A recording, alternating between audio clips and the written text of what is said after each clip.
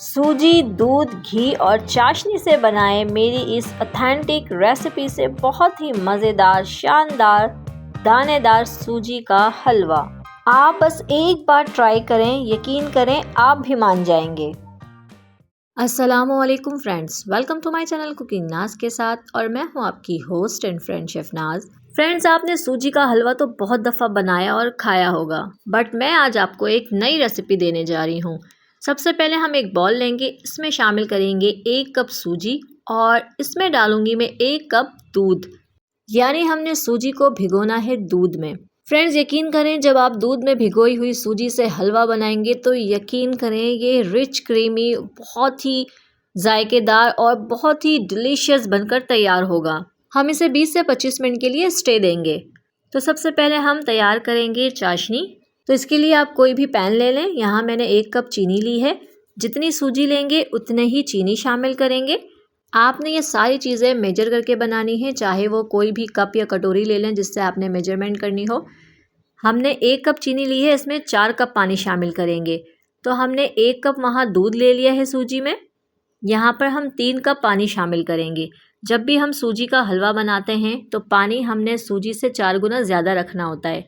तो 1 कप हमने दूध ले लिया और 3 कप पानी हमने यहाँ चीनी में शामिल किया है, तो ये टोटल 4 कप हो गए। अब हमने मीडियम फ्लेम पे इसे पकाना है और इतना पकाना है कि चीनी डिज़ोल्व हो जाए। हमने इसका तार वार बिल्कुल नहीं बनाना है, सिर्फ चीनी को डिज़ोल्व करना है। यहाँ मैंने 1/4 टीस्पून इलायची पाउडर शामिल किया है। अगर आपके पास इलायची पाउडर नहीं है तो कोई इशू नहीं, आप 3 से 4 इलायची हल्का सा कूट कर इसमें शामिल कर दें। फ्रेंड्स, हलवे में इलायची या इलायची पाउडर की खुशबू और इसका फ्लेवर बहुत अच्छा लगता है, बहुत ज़बरदस्त।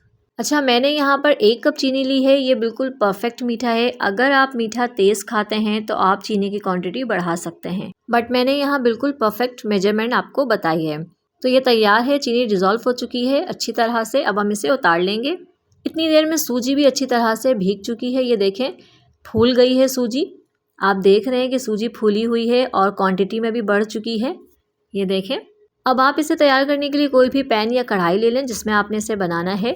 अच्छा, हमने 1 कप सूजी ली है, 1 कप चीनी ली है और 1 कप ही यहाँ पर मैं घी यूज़ कर रही हूँ। तो मैंने हाफ़ घी यहाँ पे ले लिया है। हाफ़ कप घी पहले हम शामिल करेंगे, इसे हल्का सा मेल्ट होने देंगे और जो सूजी हमने भिगो कर रखी है वो इसमें शामिल कर देंगे। फ्लेम यहाँ बिल्कुल लो है, क्योंकि अगर हमने अभी फ्लेम यहाँ पे तेज़ कर दिया तो ये सूजी चिपकना शुरू हो जाएगी।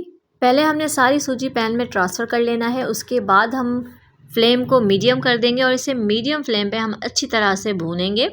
अगर आपको फ़ील हो कि सूजी चिपक रही है तो आप फ्लेम को थोड़ा कम कर लें, बट मीडियम फ्लेम पे आप इसे भूनेंगे तो ये बहुत अच्छी तरह से भुनाई होगी इसकी। फ्रेंड्स, आप इसे जैसे जैसे भूनते जाएंगे आपको फ़ील होगा कि इसका जो घी है, जिसमें हमने घी शामिल किया था, वो गायब होता जा रहा है, वो सूजी सक कर रही है।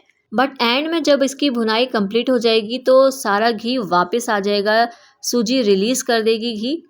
तो अब समझे आप कि आपने बहुत अच्छी तरह से सूजी भून ली है। असल में हमने सूजी में जो मॉइस्चर है वो ख़त्म करना है। जो दूध हमने इसमें शामिल किया था, जो दूध का मॉइस्चर है उसे ख़त्म करना है। इसकी इतनी भुनाई करनी है। शुरू में आपको थोड़ा सा फ़ील होगा कि सूजी जो है वो चिपक रही है, वो सिर्फ इस वजह से कि इसमें हमने दूध शामिल किया था, दूध में भिगोई हुई सूजी है। जैसे ही इसका मॉइस्चर ख़त्म होता रहेगा सूजी पैन को छोड़ देगी। देखें, आपको फ़ील हो रहा होगा कि सूजी ने पैन को छोड़ दिया है। अब हमने इसे तकरीबन 30 से 35 मिनट तक भूनना है। बहुत अच्छी तरह से इसका खूबसूरत सा गोल्डन कलर आने तक हम इसे भूनते रहेंगे और भूनते हुए आपको फ़ील होगा कि सूजी जो है वो घी रिलीज़ कर रही है। जब तक हम इसे अच्छी तरह से भून ना लें, इसका खूबसूरत सा कलर ना आ जाए, हम इसमें चीनी शामिल नहीं करेंगे, वो शीरा जो हमने बना कर रखा है। सूजी भूनने में वैसे भी थोड़ा सा टाइम लेती है, इसीलिए हम इसे तकरीबन 30 से 35 मिनट तक भूनेंगे ताकि इसकी बहुत प्यारी सी खुशबू आना शुरू हो जाए और इसका बहुत प्यारा सा कलर आ जाए। फ्रेंड्स, सूजी भूनते हुए अगर आपको फ़ील हो कि घी की क्वांटिटी कम है तो आप यहाँ मज़ीद घी ले सकते हैं, क्योंकि हमने वैसे भी पूरा कप घी यूज़ नहीं किया था, थोड़ा सा बचा हुआ है, तो बीच बीच में आप उसे शामिल कर सकते हैं। या अगर आप कम घी पसंद करते हैं तो आप इसमें ही इतने ही क्वांटिटी में हलवा तैयार कर सकते हैं, इतना भी इनफ होगा। और अगर आपको ज़्यादा घी चाहिए तो आप मज़ीद एक्स्ट्रा इसमें शामिल कर सकते हैं, बट मैंने जो मेजरमेंट आपको बताई है 1 कप घी इनफ है। आप आहिस्ता आहिस्ता देख रहे हैं कि कलर कितना खूबसूरत चेंज होता जा रहा है, कितना प्यारा गोल्डन कलर आता जा रहा है। बट अभी भी हम इसे मज़ीद भूनेंगे, बहुत खूबसूरत सा गोल्डन कलर आने तक हम इसे भूनते रहेंगे। तो देखिए कितना खूबसूरत सा गोल्डन कलर आ गया है इसका और बहुत प्यारी खुशबू भी आ रही है। अब हम इसमें चीनी शामिल कर देंगे, वो शीरा जो हमने तैयार करके रखा है। अब हम इसे लो टू मीडियम फ्लेम पे पकाएंगे। इसे पकाते हुए आपको खुद फील होगा कि सूजी ने जो है वो घी रिलीज़ कर दिया है, घी खुद ब खुद ऊपर आ जाएगा। ये देखें, आप चाहें तो इस पॉइंट पे कलर शामिल कर सकते हैं, जिस तरह बाहर बाज़ारों में ऑरेंज कलर में हलवा मिलता है। बट इसका ख़ुद का इतना खूबसूरत सा कलर है तो मुझे ज़रूरत पेश नहीं आई कि मैं यहाँ पे कलर शामिल करूँ। आप चाहें तो यहाँ कलर यूज़ कर सकते हैं। तो फ्रेंड्स, आपको देख के ही फील हो रहा होगा कि कितना क्रीमी टेक्सचर हमने हलवा बनाया है, कितना ज़बरदस्त लग रहा है ये हलवा। ये सिर्फ देखने में ही नहीं बल्कि खाने में भी बहुत ही जायकेदार है। अब हम इसमें नट्स शामिल कर देंगे जो आपको इसमें डालना है, जो आप इसके साथ खाना पसंद करें। मैंने यहाँ पिस्ता, बादाम और काजू यूज़ किया है। आप चाहें तो खोपरा और किशमिश वगैरह भी यूज़ कर सकते हैं, जो आपको पसंद हो। तो फ्रेंड्स, अगर आपको मेरी वीडियो पसंद आए तो इसे ज़रूर लाइक कर दिया करें। मेरी वीडियो को अपने फ्रेंड्स एंड फैमिली में शेयर भी कर दिया करें ताकि वो भी इससे फ़ायदा उठा सकें।